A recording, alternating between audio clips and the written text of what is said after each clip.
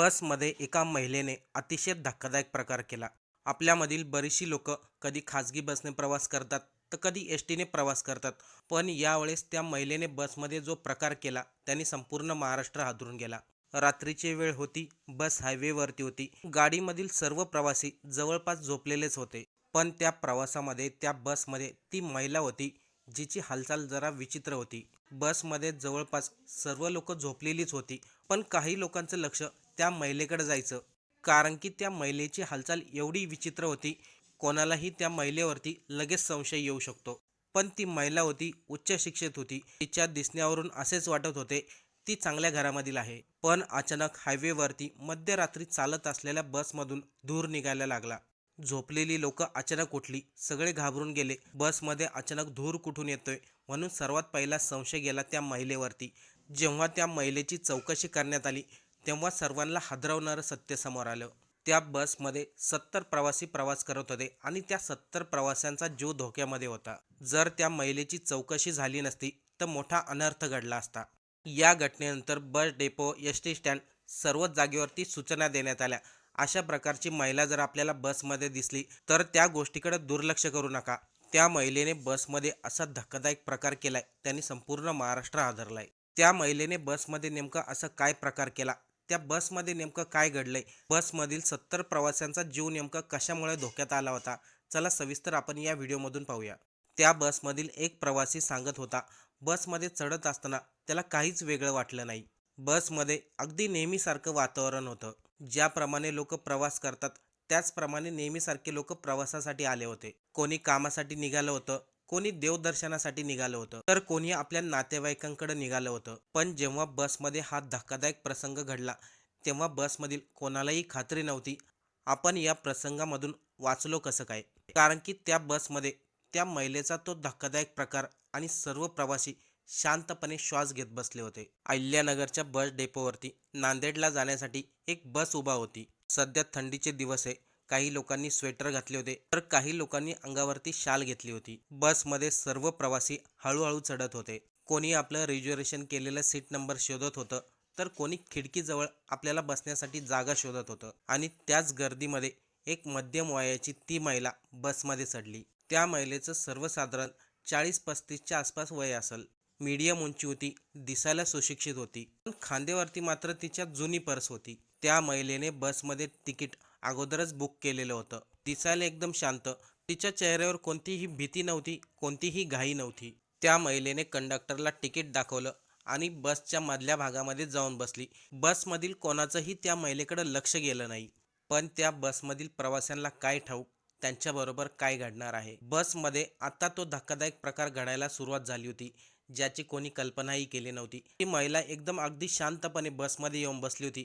कोणासंगही काही बोलत नव्हती. बस अहिल्यानगर डेपोमधून नांदेडच्या दिशेने निघाली. शहर मागे पडत होतं आणि हायवेवरती बसचा वेग वाढलेला होता. अहिल्यानगरमधून बस निघाल्यानंतर साधारणतः 1-2 तास होऊन गेले होते. रात्रीचे साधारणतः 1:30-2 वाजलेले होते. बसमधील सर्व प्रवासी झोपलेलेच होते. त्यामधील एखादा अर्धा प्रवासी आपल्या मोबाईलमध्ये टाइमपास करत होता.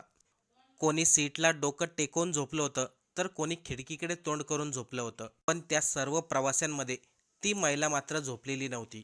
ती शांत बसलेली होती, मोबाईल पण पाहत नव्हती. तिने आपल्या दोन्ही हातांनी तिची बॅग घट्टपणे पकडलेली होती. सुरुवातीला बसमधील प्रवाशांपैकी कोणालाही जाणवलं नाही, पण नंतर त्या महिलेच्या हालचालीमध्ये थोडा वेगळापणा जाणवू लागला. तेव्हा त्या बसमध्ये जे प्रवासी जागा होते त्या प्रवाशांचं लक्ष त्या महिलेकडे गेलं. ती महिला सारखं सारखं तिची पर्स उघडत होती, पर्समध्ये हात टाकत होती आणि पुन्हा पर्स बंद करत होती. तिच्या बाजूच्या सीटवरती बसलेल्या एका महिलेने विचारलं, सर्व ठीक आहे ना. तेव्हा त्या महिलेने फक्त मान हलवली, पण एकही शब्द बोलली नाही. आता बस त्या वळणावरती आली होती ज्या ठिकाणी हा प्रवास घडायला सुरुवात होणार होती. बसमध्ये अचानक एक विचित्र आणि कडूसा वास पसरू लागला. तो वास सुरुवातीला हलका हलका येत होता, पण नंतर हळूहळू तो वास वाढत गेला. बसमध्ये झोपलेले प्रवासी जागे झाले. काही जण आपले नाक दाबू लागले, काही जणांनी तोंडावरती रुमाल बांधले. कसला हा वास येतोय, एसी मधून वास येतोय का, काही प्रवाशांनी शब्द उच्चारले. काही लोकांनी एसी कडे पाहिलं. पण त्या महिलेच्या चेहऱ्यावरती मात्र कोणतेही हावभाव नव्हते, कोणतेही बदल नव्हते. त्याच्या काही मिनिटांनंतरच बसमध्ये अचानक हळूहळू धूर पसरायला लागला. आता मात्र बसमध्ये खळबळ उडाली होती. काही लोक बसमध्ये खोकू लागले. काही लोकांच्या डोळ्यांची जळजळ सुरू झाली. तेवढ्यामध्येच काही प्रवासी वरडले, "गाडी थांबवा!" बसमधील जवळजवळ सर्वच प्रवासी अस्वस्थ झाले होते. पण त्या सर्व प्रवाशांमध्ये ती महिला मात्र अजूनही शांतपणे सीटवरतीच बसलेली होती. लोकांना उग्र आणि कडवट वास येत होता.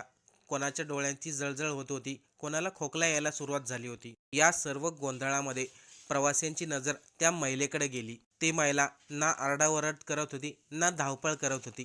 तिच्या चेहऱ्यावरती अतिशय विचित्र शांतता होती.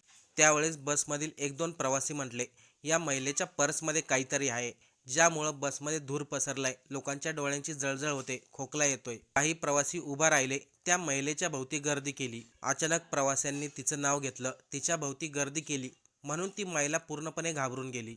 तेवढ्यामध्येच ती महिला म्हणाली, "माझी काहीही चूक नाही." पण आता भीतीचं रूपांतर संशयामध्ये झालं होतं. एका तरुणाने त्या महिलेच्या हातामधील पर्स हिसकावण्याचा प्रयत्न केला. तेव्हा ती महिला जोरात ओरडली, "नको, कृपया." बस आता पूर्णपणे अशा जागेवरती आलेली होती. आजूबाजूला फक्त झाडं झुडपच होती. धूर मात्र बसमध्ये वाढतच होता. तेवढ्यात बसच्या पुढच्या सीटवरती बसलेला एक रिटायर झालेला शिक्षक उभा राहिला.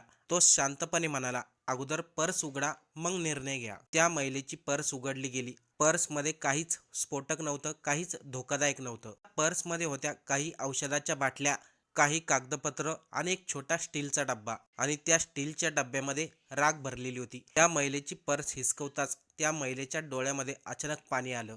ती महिला म्हणाली, "माझ्या नवऱ्याचा कालच मृत्यू झालाय आणि त्यांचीच राख मी गावाकडे घेऊन चालली आहे." बसमधील सर्व प्रवासी एकदम शांत झाले.